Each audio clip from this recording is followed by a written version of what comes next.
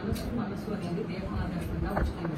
ఇవన్నీ కూడా ఇంద్రియాలు అనేవి ఈ మనసును అంతర్ముఖం చేసేదానికి కావాల్సినటువంటి సాధనలు ఏంటి, ఎలా చేస్తే సాధకుడు త్వరగా అంతర్ముఖతను సాధిస్తాడు? నిత్య వస్తు వివేకం.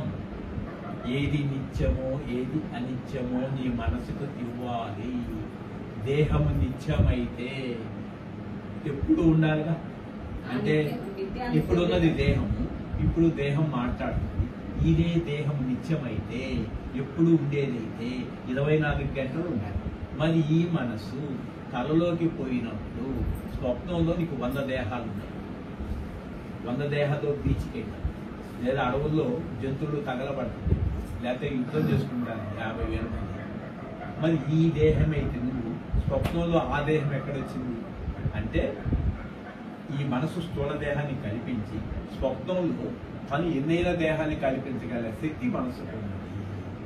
ఆ మనసే నీవైతే మనసు ఎప్పుడు ఉండాలిగా. మరి ఈ మనసు గాఢనితో పోయిన మనసే లేదుగా, అమనస్కం కదా. మరి అక్కడ మనసే లేనప్పుడు ఇది కలియుగం అని, ద్వాపరయుగం అని, ఇన్ని కోట్ల మంది చనిపోయాలని ఒక్క జ్ఞాపకం చేయలేదే. మరి ఒక్క జ్ఞాపకం లేనప్పుడు నీ మనసు ఎంత శాంతిగా ఉంది, ఎంత ఆనందంగా ఉంది. మరి లేచిన తర్వాత నీ లోపల జ్ఞాపకాలే కదా ఈ బంధాలని. అప్పుడు గాఢ నిద్రలో నువ్వు ఎప్పుడైతే ఏ ఆలోచన లేకుండా ఉన్నావో మెరుపులో కూడా అదే ఆలోచన లేకుండా ఈ ప్రపంచాన్ని చూస్తున్నావు. నీకు మోహం ఎలా వస్తుంది? నష్టో మోహాస్పృతి. నువ్వు మర్చిపోయావు లోపల ఉన్న ఆత్మ. గురువు గుర్తు చేస్తాడు అంతేకాని ఇప్పుడు గురువు శాతం 10% ఉంది, 90% నీ సాధన. గాఢ నిద్రలో అంత శాంతిని ఎందుకు వదులుకుంటావు? కొన్ని రిలయన్స్ అంబానీ గారు చనిపోయినా, ఏ చనిపోయినా ఇంట్లో బియ్యం లోపలికి వెళ్ళేదానికి కావాల్సిన కాలం చెడు సాధకుడికి వైరాగ్యం ఉంది. ఇహలోక పరలోక భోగాలన్నీ తుచ్చము ఆనందం ముందు. నేను 1 లక్ష రూపాయలు పోతే నేను ఊరుకోను కదా, దానికోసమే తిప్పలు పడ్డది వాళ్ళ చుట్టూ వీళ్ళ చుట్టూ తిరిగి. దాంట్లో సుఖం లేదు కదా. ఆ తర్వాత ఏమైంది? వైరాగ్యం. భగవాన్ చూసిన తర్వాత ఓపెనం కట్టుకొని ఆయన ఉంటే ఇంత వైభవం. ఆయన చరిత్ర ఇందిరాగాంధీ గారు రావటం ఏంటి, ఇండియా ప్రెసిడెంట్ గారు రావటం ఏంటి, మైసూర్ మహారాజు గారు రావటం ఏంటి, అమెరికా నుంచి ఎంతమంది రావడం వచ్చేవాళ్ళు ఏంటి, ఇందిరాగాంధీ వచ్చి దండం పెట్టి ఆయనకేం పట్టదే, ప్రత్యేకంగా దీనికి అసలు అని అట్లా మొత్తం ఆయన స్టోరీ బుక్ ఉంది కదా, అది క్యాచ్ చేసి ఎవరో వచ్చి భగవాన్ దగ్గరికి వచ్చి త్రిమూర్తులు వచ్చి మీకు ఏం కావాలని అడిగితే ఏం చెప్తారని తక్షణం ఇక్కడి నుంచి వెళ్ళిపోతాను. ఇదే అనుకుంది. ఇవన్నీ నేను చేసి నేను ఇలా సంపాదిస్తే కోటీశ్వరున్నాను కదా, ఇలా చేస్తే నేను జ్ఞానంలో ఉంటాను కదా, దీంట్లో సుఖం లేదని ఈ ధనాన్ని వదిలేసి ఆ ధనాన్ని పడతాను. జ్ఞానం అనే జ్ఞానం ముందు ఈ చరాచర సంపదంతా అదులుతుంది. ఈ భూమి మొత్తం ఇప్పుడు నాకు తెల్ల ఇంటి కాదు, ప్రపంచంలో కాదని తెల్ల ఇంటి కాదు. ఈ ప్రపంచంలో అంతా బంగారం అంతా గట్టి పరక అంటారు. పాతికేళ్ళ నుంచి ఇట్లాగా మాట్లాడుతారు. అందుకని పిచ్చివాడు ఊరి నుంచి అలా గుర్తిస్తారు. అయితే నాకేంటి ప్రపంచం ఇస్తుంది, నా దానికి పిచ్చివాడు కావాలి. సైలెన్స్ అంటారు కదా, అసలు నిజమైన సైలెన్స్ అంటే ఏంటి? ఆలోచన రహిత స్థితి. ఇప్పుడు ఈ సైలెన్స్ లో ఉంది, మీతో మాట్లాడుతున్నా కూడా సైలెన్స్. ఇప్పుడు అంటే ఇప్పుడు సైలెన్స్ లో ఉండడం అంటే ఊరికే నోరు మూసుకొని బొమ్మగా ఉండడం. ఆలోచన రహిత స్థితి. ఏ భావాలు కానీ ఏ ఆలోచన ఇప్పుడు ఏదైనా వచ్చినప్పుడు ఆ భావన వ్యక్తం చేస్తుంది, మళ్ళీ ఆటోమేటిక్గా సైలెన్స్ ఉంటుంది. ఇప్పుడు మీరు వెళ్ళిపోయారు, మళ్ళీ రేపు మధ్యాహ్నం దాకా ఎవరు రాలేవు, అలా నోట్లలో ఉంటుంది. ఒక 10 రోజులు ఎవరు రాలేదు, ఈ 10 రోజులు అట్లా కలిగి ఖాళీ ఉంటుంది. అసలు బయటికి వెళ్ళాలనే ఉంటుంది, దానికి అసలు బయటికి వెళ్ళాలని ఇష్టమే ఉండదు. మరి అరిషడ్ వర్గాలు అనేది మనిషి యొక్క ఇది చాలా ప్రమాదం అంటారు. అరిషడ్ వర్గాన్ని ఎలా జయించాలి? అసలు అరిషడ్ వర్గాలు అంటే ఏమి? కామము, క్రోధము, లోభము, మోహము, మదము. కామం అంటే నీలో ఏ సంకల్పం ఉందో అది కామమే, కోరిక. వాడిన దగ్గర కోరిక. లోభం ఏది? ఏది దాచిపెట్టుకుంటా చెప్తున్నారు. మరి ఏది మోహం ఏది? మోహం ఏది?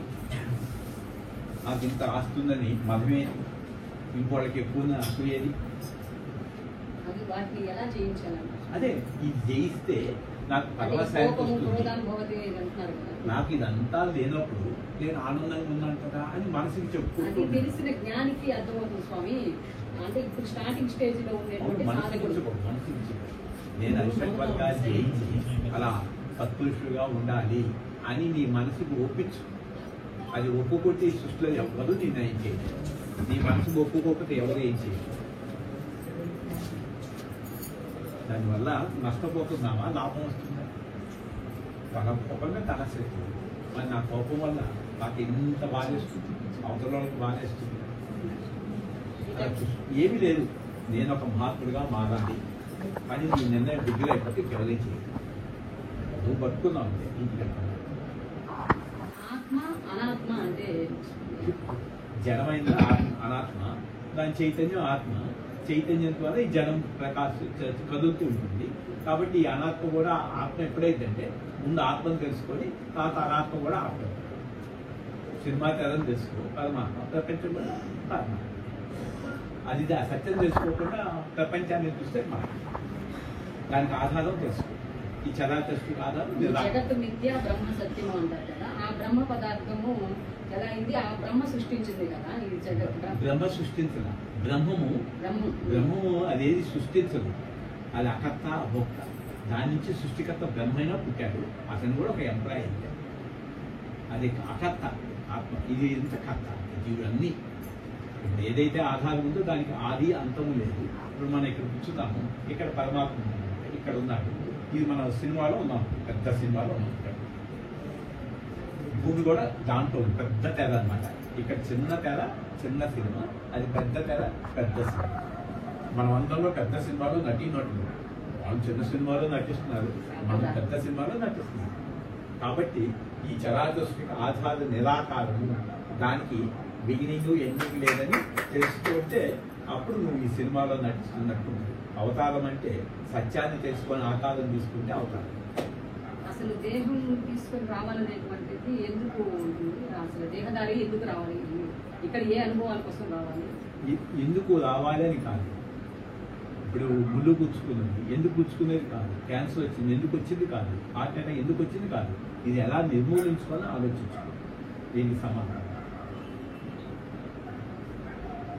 నాకు ఈ భవబంధాలు దుఃఖాలు ఎందుకు వచ్చింది అని ఆలోచిస్తే మన ఏవో మనిషి కారణం మనం పట్టుకుంటే బంధం అది వదిలేస్తాను. ఒక సెకండ్ పట్టుకుంటే బంధము వదిలేస్తాను. వాళ్ళు వచ్చి పట్టుకున్నాను బాధ లేదు, మీరు వచ్చి పట్టుకున్నారు కాబట్టి నాకేం నష్టం లేదు. నేను వచ్చి మీ ఇంటికి వచ్చి పట్టుకుంటే కండిషన్స్ వస్తాయి. మీరు ఇక్కడికి వచ్చారు కాబట్టి నాకేం బాధ లేదు. మీరు నేను వచ్చి మా పిల్లలకి వెళ్ళి చెప్తే కండిషన్స్ ఉంటాయి. ఈ కుటుంబంలో ఎక్కువ ఇవే కలుసుకోండి. ఇక్కడ అదే పట్టుకుంటే అన్నారు. ఆ పట్టుకోవడాన్ని వదిలించుకోవడానికి విద్య నేర్చుకోండి. ఏం తీసుకెళ్ళి కలర్లో పెట్టండి, షాప్ కొట్టింది. షాప్ మీరు పెట్టరు.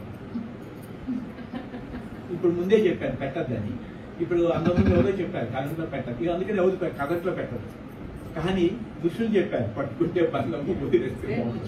ఋషి చెప్పారు కాబట్టి ఆ ఋషి జ్ఞానాన్ని నాకు కావాలని కోరుకున్నాను కాబట్టి అదే వస్తుంది. నా మనసులో ఏది కోరుకుంటే అదే ఆయన ఇది కోరుకునేది కాదు, ఉన్న వస్తువుని తెలుసు. ఎంత తేలికో చూసుకో.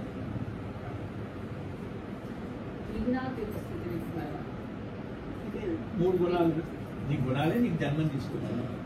జన్మ ఎందుకు వచ్చింది తెలుపు. మూడు గుణాలు పోగొట్టు నీకు జన్మ ఎలా వస్తుంది?